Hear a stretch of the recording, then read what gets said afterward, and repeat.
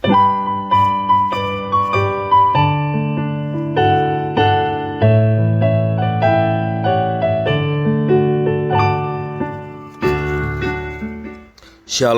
salam sejahtera bagi Bapak Ibu Saudara-saudara, anak-anak yang dikasihi oleh Tuhan Yesus Kristus. Berjumpa kembali bersama saya Pendeta Eka di dalam renungan firman Tuhan pada hari ini, hari Rabu 17 April 2024. Sukacita dan damai sejahtera dari Tuhan Yesus kiranya menyertai hidup kita sekalian, puji Tuhan. Bacaan firman Tuhan hari ini sampai pada pembacaan Wahyu pasal 19. Kiranya firman Tuhan memberkati kita sekalian. Baik, sebelum kita akan merenungkan bagian firman Tuhan, mari kita akan berdoa bersama. Tuhan Allah Bapa di surga, di dalam nama Tuhan Yesus, kami datang padamu mengucapkan syukur, terima kasih kepada Tuhan yang memberkati dan memelihara kami sampai pada hari ini. Biarlah setiap kebaikan Tuhan yang kami alami membuat kami semakin mengenal pribadi Tuhan, dan pengenalan akan Tuhan membawa kami hidup dalam ketaatan akan firman-Mu. Karena itu setiap kali kami membaca firman Tuhan, mampukan kami ya Tuhan untuk mengerti maksud Tuhan dalam firman yang kami baca renungkan. Serta Tuhan menuntun kami untuk kami menjadi pelaku-pelaku firman. Terima kasih Bapa, terpujilah nama-Mu. Inilah diri kami sedia untuk belajar firman Tuhan. Demi nama Yesus kami berdoa. Haleluya. Amin. Wahyu pasal 19 yang menjadi perenungan kita di ayat yang ke-11 sampai ayat 16. Demikian firman Tuhan. Lalu aku melihat sorga terbuka, sesungguhnya ada seekor kuda putih dan ia yang menungganginya bernama Yang Setia dan Yang Benar. Ia menghakimi dan berperang dengan adil, dan matanya bagaikan nyala api, dan di atas kepalanya terdapat banyak mahkota, dan kepadanya ada tertulis suatu nama yang tidak diketahui seorang pun, kecuali ia sendiri. Dan ia memakai jubah yang telah dicelup dalam darah, dan namanya ialah Firman Allah. Dan semua pasukan yang di sorga mengikuti dia. Mereka menunggang kuda putih dan memakai lenan halus yang putih bersih. Dan dari mulutnya keluarlah sebilah pedang tajam yang akan memukul segala bangsa. Dan ia akan menggembalakan mereka dengan gada besi. Dan ia akan memeras anggur dalam kilangan anggur, yaitu kegeraman murka Allah yang maha kuasa. Dan pada jubahnya dan pahanya tertulis suatu nama, yaitu Raja segala raja dan Tuan di atas segala tuan. Demikian firman Tuhan. Bapak Ibu Saudara-saudara yang dikasihi oleh Tuhan, di dalam perikop Wahyu pasal yang ke-19, khususnya dari teks firman yang kita baca, ayat yang ke-11 sampai 16, menyatakan surga yang terbuka dan kehadiran Tuhan digambarkan dalam wujud penunggang kuda putih untuk menghadirkan damai dengan cara menaklukkan kejahatan secara tuntas.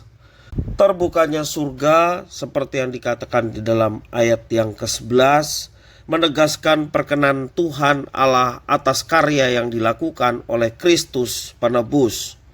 Sama seperti ketika Yesus dibaptiskan di dalam Matius pasal 3 ayat 16. Dikatakan sesudah dibaptis Yesus segera keluar dari air, dan pada waktu itu juga langit terbuka dan ia melihat Roh Allah seperti burung merpati turun ke atasnya. Ayat 17, lalu terdengarlah suara dari sorga yang mengatakan, inilah anakku yang kukasihi, kepadanya lah aku berkenan. Terbukanya surga menegaskan perkenan Tuhan Allah atas karya Yesus Kristus, anak domba sang penebus. Kedatangan Yesus Kristus digambarkan sebagai sosok panglima perang yang kembali dari medan pertempuran dengan segala kegemilangan dan semarak seorang pahlawan. Kristus Yesus digambarkan menunggang kuda putih, lambang kejayaan, dan mengenakan mahkota sebagai simbol kemuliaan. Ayat 11 sampai yang ke-12. Kristus datang dalam arak-arakan yang menghadirkan para tentara, perwira, dan punggawa, wali negeri, tawanan, dan jarahan perangnya. Seluruh rakyat bersuka cita menyambut kedatangan Kristus karena sang pahlawan menggenapi janjinya menaklukkan binatang buas dan para kroni-kroninya. Menarik di sini ketika sang Panglima Agung mengenakan jubah seorang imam, bukan jubah seorang raja. Apa maksudnya? Ini menjadi gambaran kemuliaan anak manusia Yesus Kristus yang mengenakan jubah putih, jubah imam yang terbuat dari kain lenan. Sama seperti di dalam Daniel pasal 10 ayat 5 sampai yang ke-9. Bagaimana anak manusia datang dalam kemuliaannya. Sebagai imam besar agung, Kristus memercikkan darahnya ke atas jubahnya sendiri. Di dalam ayat yang 13 menjelaskan demikian. Dia menggunakan darahnya yang kudus untuk melawan dan menaklukkan musuh-musuhnya. Bapak Ibu saudara-saudara yang dikasihi oleh Tuhan, tentunya kita sebagai gereja, umat kepunyaan Kristus, kita dipanggil untuk mengikuti teladannya. Kehadiran kita boleh mendatangkan kemuliaan Tuhan yang telah menyatakan itu kepada setiap orang yang percaya, sehingga kehidupan kita tidak terpengaruh oleh dunia ini, tetapi sungguh-sungguh kemuliaan itu nampak dalam setiap kehidupan gerejanya sebagai umat kepunyaan Kristus. Karya keselamatan yang dikerjakan oleh Tuhan Yesus Kristus merupakan sebuah rangkaian perbuatan dan tindakan Tuhan Allah yang secara nyata meraih dan menyelamatkan umatnya. Melalui karya keselamatan itu, persekutuan dengan Tuhan Allah menjadi sebuah pengharapan yang pasti, bukan impian yang kosong. Kepastian iman Kristen adalah karena jaminan dari Tuhan Allah sendiri. Ketaatan dan ketundukan kita terhadap firman Tuhan menegaskan bahwa firman Tuhan memiliki kuasa yang dapat mengubah kehidupan dan keimanan kita semua. Sungguh baik untuk terus berpegang pada kebenaran yang telah diberikan Kristus di dalam kehidupan kita.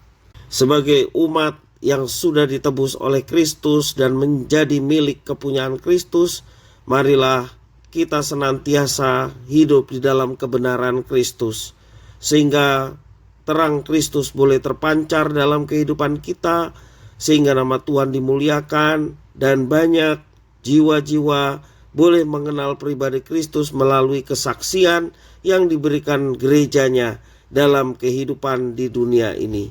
Kiranya firman Tuhan memberkati kita. Mari kita berdoa. Tuhan Allah Bapa di surga, di dalam nama Tuhan Yesus, kami bersyukur atas firman Tuhan yang memberikan pengharapan kepada kami, sehingga hidup kami penuh dengan semangat untuk berjalan sesuai dengan kebenaran firman yang Tuhan berikan kepada kami. Karena langit terbuka menunjukkan kemuliaan Tuhan yang dinyatakan kepada Kristus sebagai Tuhan, Juru Selamat dan Penebus kami. Terima kasih ya Tuhan, biarlah kami mau tetap berpegang pada kebenaran firman-Mu, sehingga kami boleh terus berjalan dan melalui kehidupan kami banyak orang mengenal Kristus yang mulia, sehingga mereka turut mendapatkan keselamatan di dalam Yesus Kristus melalui kesaksian gereja Tuhan sebagai umat milik Kristus yang telah ditebus dan dipanggil untuk menjadi berkat bagi dunia ini. Terima kasih ya Tuhan atas firman-Mu. Demi nama Yesus Kristus kami berdoa. Haleluya. Amin.